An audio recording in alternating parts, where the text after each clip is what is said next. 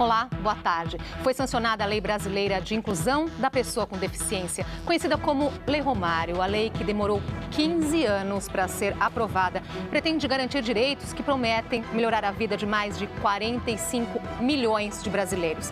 Para debater o Estatuto da Pessoa com Deficiência, recebemos Jairo Marques, jornalista e colunista da Folha de São Paulo, e o advogado-presidente da Comissão dos Direitos da Pessoa com Deficiência da OAB São Paulo, Antônio Rulli Neto. Participe do nosso debate, mande suas perguntas através do nosso portal de conteúdo e também pela nossa página no Facebook. Os endereços são esses que estão na sua tela. Boa tarde, obrigada pela presença. Boa tarde, obrigado. O que significa a aprovação do Estatuto da Pessoa com Deficiência? Como vocês recebem essa notícia? Olha, primeiramente, obrigado pelo convite. Mais uma vez, estar aqui com vocês, debatendo esse tema que é tão importante para a sociedade, que é a inclusão. Acho que o primordial para mim nessa discussão, assim, da importância dessa lei ou desse estatuto, que ainda há uma dúvida aí se é uma lei, se é um estatuto, mas enfim, foi aprovado como lei, é um ponto de referência. Todos os dias, para ter uma ideia, Andrés, eu recebo uma consulta de alguém em alguma parte do Brasil perguntando se ela tem direito a ir à escola, se ela tem direito a cobrar que um apartamento que ela comprou na planta deve ter acessibilidade ou não. As pessoas ainda têm muitas dúvidas. As pessoas têm dúvidas basicíssimas. Básicas. Então, embora a gente tenha uma coleção importante de leis, a gente tem uma convenção mundial que o Brasil é signatário e que tem peso constitucional, né, doutor? As pessoas ainda... Eu acho que o mecanismo da lei, a lei brasileira de inclusão, vai ser algo mais fácil de consulta para as pessoas e vai, de alguma maneira, empoderar essas pessoas no dia a dia, né? Tal coisa é lei, tal coisa realmente é meu direito, né? Então, eu tenho a impressão de que isso vai virar um instrumento mais fácil ali para o dia a dia das pessoas, né? Doutor Rulli. Eu vejo como uma vitória no campo da inclusão, porque ainda que nós tenhamos toda uma série de leis, já falamos muito sobre isso, né, Jairo? Nós temos há 20 anos um conjunto legislativo que seria suficiente até para gerar inclusão efetiva.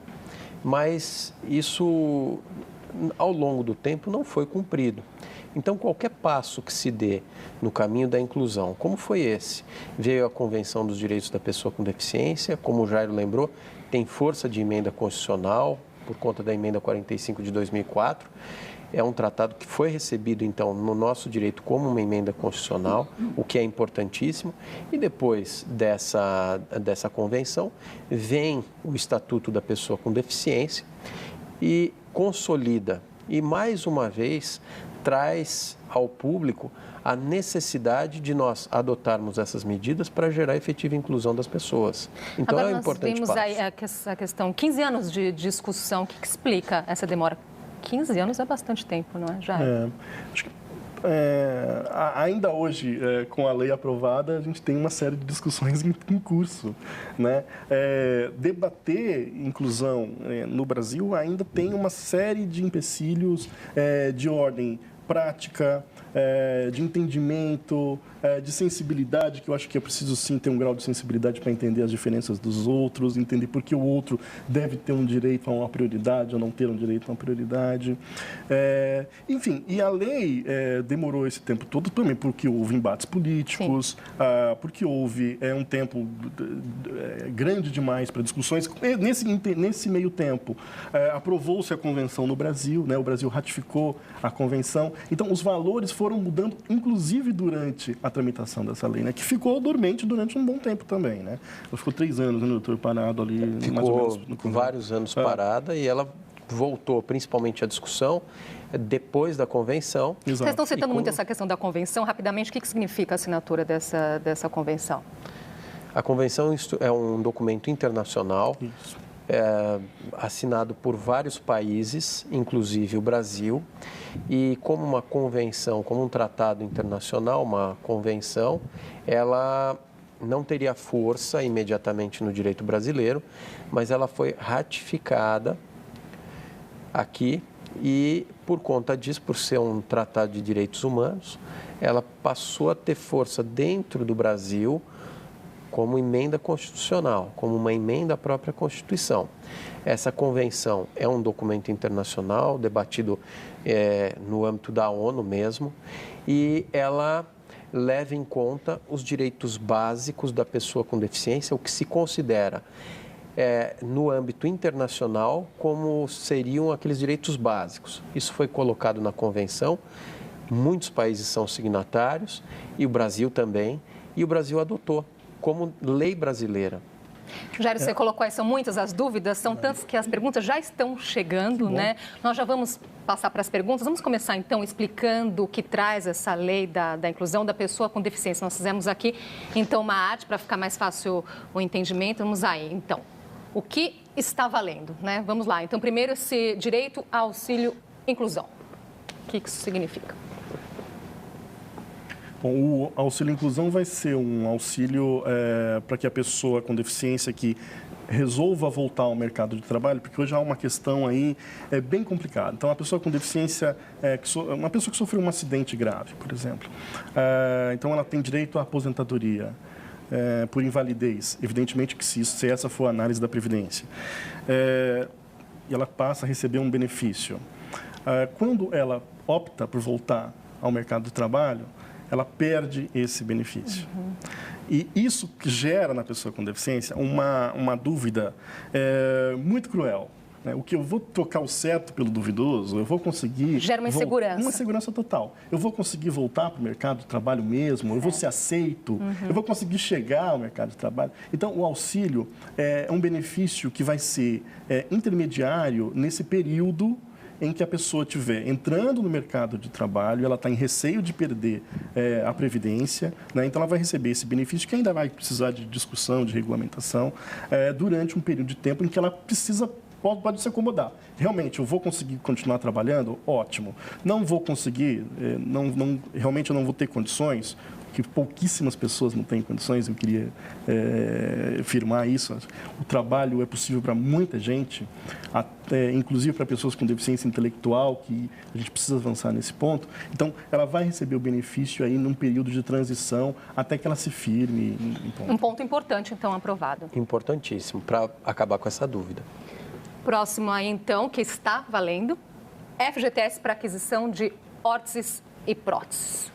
Doutor. Utilização do FGTS, isso até já havia sido debatido judicialmente, se o FGTS poderia, porque em determinadas situações de tratamento médico é possível a utilização do FGTS. Isso. Como a ideia de saúde ela é muito ampla na Constituição Federal, a ideia de se utilizar o FGTS ela já era antiga. Hoje não existe dúvida nenhuma, está na lei, pode usar o FGTS. Só para afirmar um ponto rapidíssimo, as pessoas me perguntam, mas o INSS, a Previdência já não dispõe aí de cadeira de rodas, ela dispõe de mecanismos básicos. Se ela tem uma cadeira de rodas, ela vai dispor de um mecanismo básico. Mas a pessoa com deficiência, ela pode ter o direito de querer ter uma cadeira um pouco melhor. Uma cadeira de rodas custa caríssimo, eu queria frisar isso. Uma boa cadeira de rodas pode custar R$20 mil, R$25 mil. Então, se ela tem o direito ao FGTS, ótimo, ela pode sacar esse dinheiro para ter o melhor dispositivo que ela precisa para o seu dia a dia. Antes de ir para a próxima, vamos colocar aqui, né, trazer as pessoas que estão assistindo já aqui para a nossa conversa. Olha, falando em dúvidas, né, tem uma aqui que é da Mônica Charneski. Ela pergunta se o Estatuto existe alguma citação, algum benefício para a compra de impressora Braille para deficientes visuais. Cita alguma coisa nesse sentido, doutor Rulli? Especificamente, não. Mas, desde a convenção, a questão do FGTS para aquisição de órteses e próteses, ela vinha sendo discutida num sentido genérico. Hoje ela está na lei, não tem mais dúvida. Os equipamentos, em geral, tanto pela convenção, que é emenda constitucional, como pela legislação anterior, e também pela atual legislação, pelo Estatuto da Pessoa com Deficiência, quando a gente fala em equipamento, não haveria um impeditivo para a compra da impressora Braille. Perfeito. O que acontece na prática? Não está escrito lá na lei FGTS para aquisição da impressora Braille. Nós vamos ter que entrar numa situação de cláusula geral, de interpretação da lei. Muito provavelmente esse FGTS não vai ser liberado, ela vai ter que procurar a Justiça demonstrando, olha, é um equipamento, é essencial, eu quero que libere meu FGTS. Entendi. Vamos lá, então, a próxima, calçadas acessíveis. Essa eu preciso dar risada, desculpa, mas me parece o básico do básico, né? Parece o pão de todos os dias. Conta pra né? gente qual a situação das nossas calçadas hoje, para pessoa com deficiência. Olha, acho que a gente precisa falar o que é, né? Assim, nós não temos calçadas, né, acessíveis. Falar que a Avenida Paulista, no caso de São Paulo, é um exemplo, ótimo, mas as pessoas não vivem na Avenida Paulista, né? As pessoas com deficiência estão muito perto, com volume na Santa Casa, por exemplo, ali onde a situação é terrível das calçadas.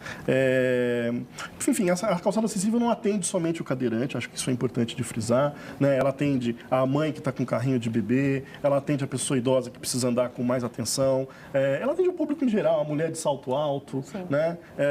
Enfim, espero muito que a calçada acessível... Quantas pessoas que sofrem acidente, né, caminhando na calçada? Quantas? Muitas, e só um detalhe. A obrigatoriedade de acessibilidade, de meio ambiente acessível, ela já existe na nossa legislação há mais de 20 anos. Mais de 20 anos, exato. Então, inclusive, acessibilidade em prédios públicos, tudo isso, isso aí já fez aniversário, nós já discutimos, inclusive aqui. Mais uma vez, está se colocando. Então, é aquilo que nós dissemos antes. Mas colocando aí, existe a esperança de que mude alguma coisa, de fato? Existe a esperança, né? Mais uma vez. Eu acho que existe mais um instrumento para que o cidadão vá lá e cobre do prefeito.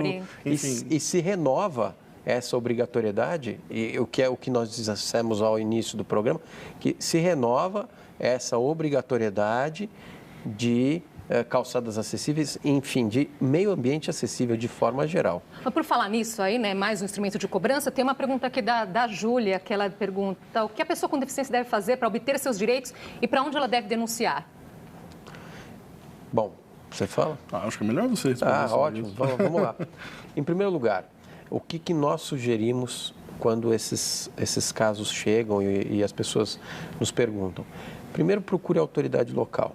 Então, a prefeitura, procure, tem um problema numa escola, procure o pessoal da escola, procure o pessoal da Secretaria da Educação, tentando resolver essa situação mais imediatamente e de uma maneira mais rápida. Com bom senso, Com bom senso. Se isso não for resolvido, procure um advogado, procure a Defensoria Pública, procure o Ministério Público, porque esses direitos estão há 20 anos aí na lei e, mais uma vez, reiterados, o que é importante. Então, aí, confirmados, tem que procurar e tem que fazer valer os direitos. Vamos então para a próxima tela aqui, falando de mais direitos que estão valendo, então foram aprovados. Olha ali, recebimento de boletos, contas, extratos em formato acessível. Jairo. Eu acho bacana, acho super importante. A gente esquece que é um público leitor que precisa do braille, por exemplo, para identificar o que está escrito numa conta de luz, né? Isso é muito básico e é um salto também de inclusão, né? Acho que é importante, tomara que entre em prática o mais rápido possível, né? Comentar. Concordo. Aí a questão é importante que esteja na lei, escrito expressamente, olha, recebimento de boletos em forma acessível. Isso já estava no Código de Defesa do Consumidor, 1990. A informação ela tem que ser adequada. Se a forma acessível é braille, a pessoa tem que receber em braille. É claro que ela tem que informar que ela precisa receber em braille. A empresa não vai adivinhar, mas informou já desde 1990, mas é importante, por isso a lei é importante, porque ela trouxe expresso, tem que receber em formato acessível, conta, extratos, enfim, em formato acessível. Só está se cumprindo o que estava lá no Código de Defesa do Consumidor, mas é importante. Próxima, escolas ficam proibidas de cobrar mais para alunos com deficiência. Quer dizer, essa taxa extra, essa cobrança, então existia. Mas essa taxa podemos dizer que é até comum. As escolas, quando, por exemplo, uma criança com uma paralisia cerebral, que é uma criança que vai exigir, em alguns casos, uma atenção mais próxima ali para a higiene ou para que ela escreva junto com a criança, então ela vai precisar de um ajudante. Certo. Então as escolas costumam aí transferir esse custo para a família, né? Bom, mas se uma instituição ela se preza por prestar educação para o público, ela precisa prever as mais diversas situações, né? E acho excelente esse índice tá aí, embora, mais uma vez, me pareça, se a gente usar a sensatez, a gente conseguiria ultrapassar. Mas, enfim, é preciso de lei aí. Nesse caso, fazer um parênteses importante. O pessoal dizia assim, até a questão das escolas públicas e tal. Para que tenha um cuidador tem que ter uma lei especial, ou um auxiliar, ou o que quer que seja. Isso já está na Lei de Diretrizes e Bases há 20 anos também. A gente está tudo na casa dos 20 anos aqui, né? Lei já há 20 anos. No caso, as escolas particulares às vezes cobravam essa taxa. Mas é a mesma situação, comparando, né? Hoje isso fica proibido, mas comparando o seguinte, eu tenho um filho na escola, eu não preciso de segurança, eu não quero que tenha segurança porque eu não acho necessário, então eu não quero pagar essa taxa eventualmente, dentro do serviço prestado. Seria, de certa forma, algo comparável. Aqui acabou. Isso está dentro da prestação de serviço geral, isso fica diluído no custo da escola. Responder aqui da Graziela da Silva Alves, do Rio de Janeiro, ela gostaria de esclarecer se pessoa com deficiência, né, falando aqui dessa lei, inclui deficiente mental. Sim, claro, está dentro do universo das pessoas. Tem um ponto aí bem interessante, acho que o Jairo até podia falar rapidamente também. Assim como a convenção, o Estatuto ampliou o conceito de deficiência.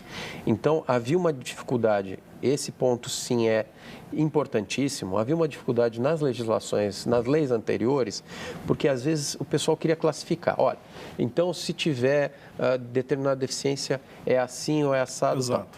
Hoje, da maneira que está o Estatuto, ele é importante porque ele não taxa, ele não diz deficiência, isso ou aquilo. Ele considera uma série de fatores, de funcionalidades, para dizer se aquela pessoa vai ser atendida ou não a partir do Estatuto da Pessoa com Deficiência. Olha só, nós vamos precisar fazer uma pausinha. Tem ali ainda a pena de reclusão para quem discriminar a pessoa com deficiência. É um assunto, então, né, importante, que é polêmico. Vamos deixar para o próximo bloco. Tem os vetos também que nós vamos discutir e tem mais perguntas chegando. Então, até já, não saia daí.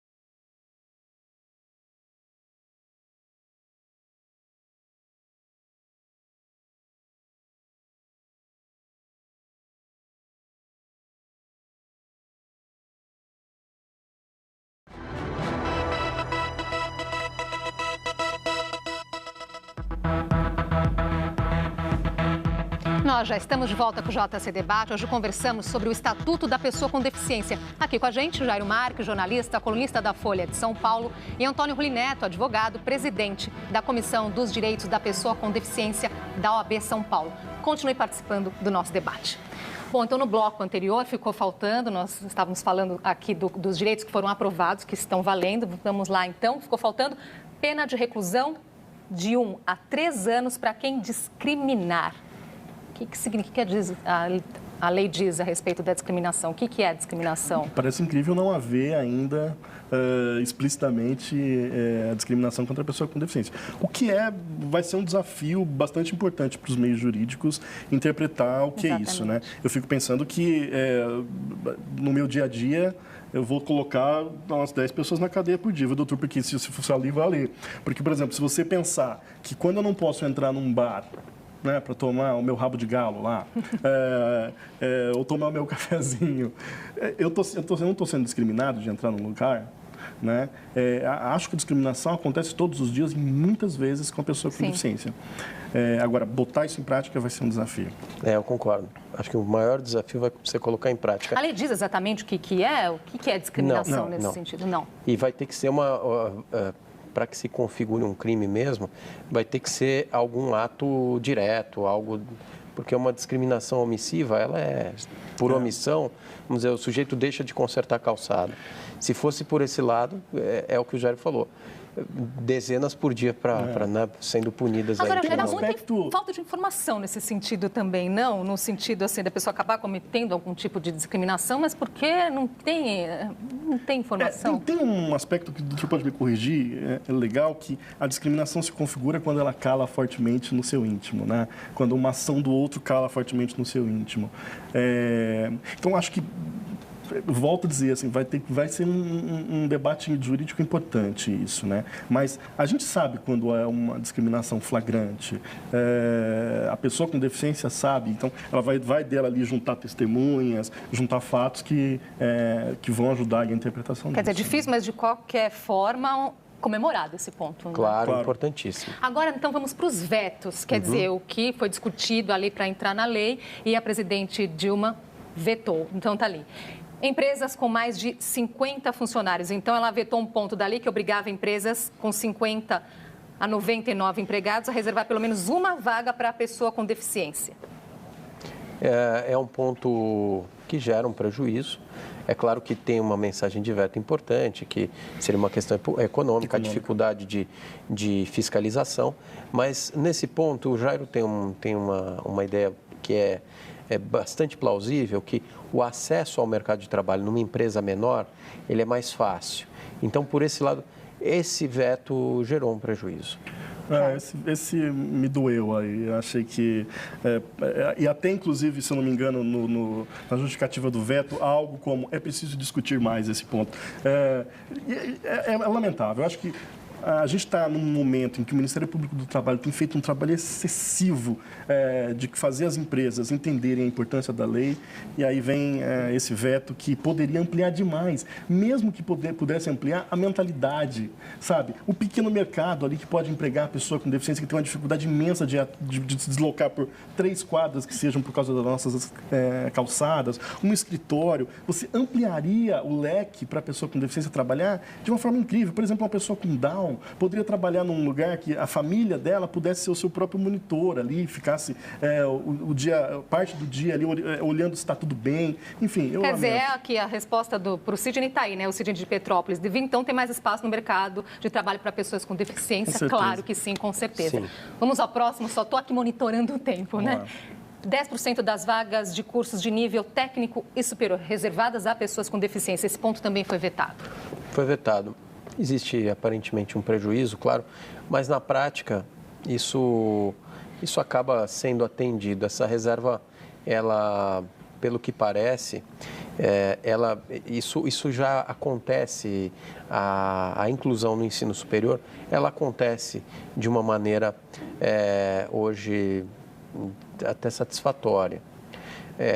a reserva, nos próprios programas, já existem essas reservas nos programas oficiais. Agora, só um ponto, Jair, você costuma dizer, mas não basta ter só força de vontade para estudar, né? Não basta. E não basta só ter a cota também, né?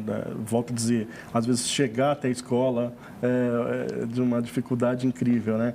Eu contei recentemente um caso de uma pessoa que, para ela fazer a inscrição para um desses programas aí, foi uma maratona. Já é uma novela, exato, uma saga. Próximo, 3% das unidades do Minha Casa Minha Vida, né? Com total acessibilidade. Ponto vetado também, doutor Rulli.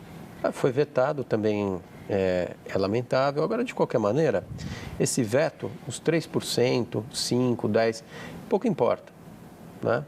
Essa situação em si, ela não gera um prejuízo tão direto, porque a acessibilidade, ela tem que ser ampla. Então, se a pessoa necessitar que aquela casa tenha algum tipo de alteração para que se gere acessibilidade num programa como ela pode exigir. Se não for atendido, exige judicialmente. Só nesse ponto, 30 segundos. Eu também concordo em parte com o doutor, mas novamente, o texto do veto me desagradou profundamente quando diz que isso tem um custo muito alto. A gente não pode colocar o custo na frente das pessoas, né?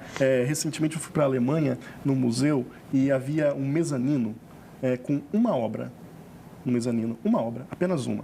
Eles fizeram um elevador para que a pessoa com deficiência pudesse subir e visse uma obra. Mas é a Alemanha, é outra realidade. A gente precisa construir dignidade das pessoas. Você pensa, e é possível, né, Jair?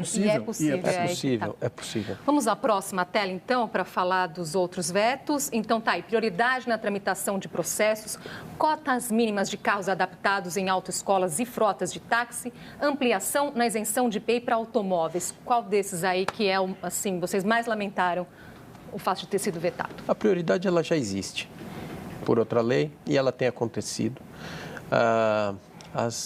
As cotas mínimas de carros adaptados em autoescolas e frotas de táxi, nas frotas de táxi eu concordo que elas geram prejuízo. Nas autoescolas, talvez a situação seria de gerar mais autoescolas preparadas antes de determinar uma cota mínima, preparar mais autoescolas para receber a pessoa com deficiência do que exigir que elas tenham cota mínima. Ampliação na isenção dos impostos em geral, vamos dizer assim, na aquisição dos automóveis, também a medida política, econômica.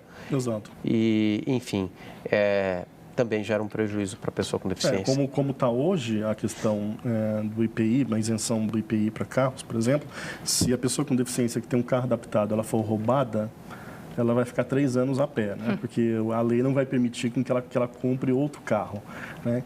Com isenção de impostos, o que me parece um tanto injusto, né? Agora, o Luiz Alexandre de Santos, ele diz o seguinte, essas leis, né, sobre os direitos da pessoa com deficiência só terão real eficácia se houver, de fato, fiscalização competente, algo bastante precário no Brasil. Então, ele diz, o que é mais importante aí, ter lei, ter mais leis ou fiscalizar, né, o que existe? Ou ambas têm igual importância? Um abraço para o Luiz, grande colega. Acho que as duas coisas são concomitantes. Acho que a gente precisa criar não, nós já temos os mecanismos de pressão, né, para fazer a lei valer, mas assim mesmo, como a gente tem falado aqui, a presença dessa lei, ela amplia a consciência social e ela empodera as pessoas. Então, acho que a gente não pode simplesmente descartar, porque é mais um calhamaço na cabeça do cidadão. Eu não vejo dessa maneira. O nosso tempo está acabando, então, assim, vou deixar esse minutinho final para um recado aí sobre esse assunto todo durante o programa. O que faltou dizer? Um recado para as pessoas, doutor Rulli. Bom, informação. O mais importante é ter informação, é conhecer o básico e brigar pelos seus direitos. Não adianta pensar em fiscalização ou o que quer que seja. É o que o Jair falou. Tem uma obra lá em cima, tem que fazer o elevador? Briga pelo elevador. Não pode chegar e dizer assim, eu não vou conseguir subir e tal. Não, briga pelo elevador.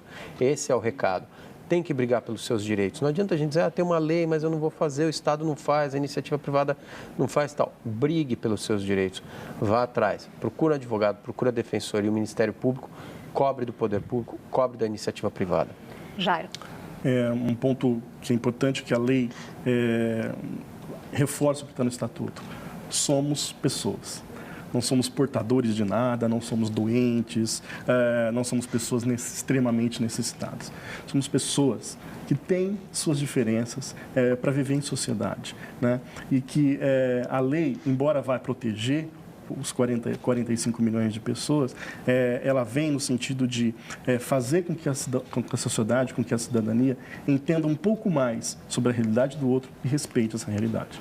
Sem dúvida. Obrigada pela participação de vocês aqui hoje. É um assunto que a gente gosta, né, de sempre trazer aqui no JC Debate. Obrigada, Mônica, Sidney, Luiz, Alexandre, Júlia Castro, Graziella, Manuela, todas as pessoas que participaram aqui hoje do nosso debate. E no nosso portal de conteúdo, acesse que estão os nossos programas anteriores, 12h30 amanhã. Nós voltamos. Uma ótima tarde para você. Até lá.